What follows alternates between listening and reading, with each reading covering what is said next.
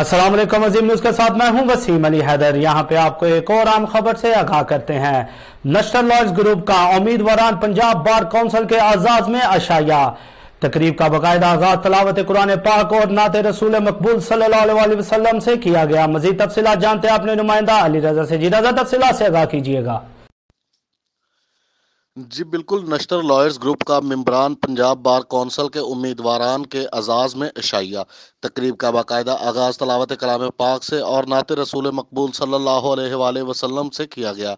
National lawyers group के मेंबरान राना अमजद अली खान, मियाँ वकास, अकरम mu, Saifullah Ghalib, शान सिंधु, ईसा इमरान टकरिया, बिलाल गुज्जर, इमरान बोदला, अली रजा गुज्जर, राना अब्दुल गफ्फार, रियाज काकड़, काजिम मलिक, शेख अरशद अटारा, मलिक अदनान तुफैल ने आए हुए मेहमान ग्रामी मलिक जहीर अब्बास, तकरीब के मेहमान खसूसी और तमाम मेंबरान का शुक्रिया अदा किया। जी बहुत शुक्रिया, तफसीलात से आगाह कर रहे थे अली रजा। मजीद खबरों और अपडेट्स के लिए देखते रहिए अजीम न्यूज।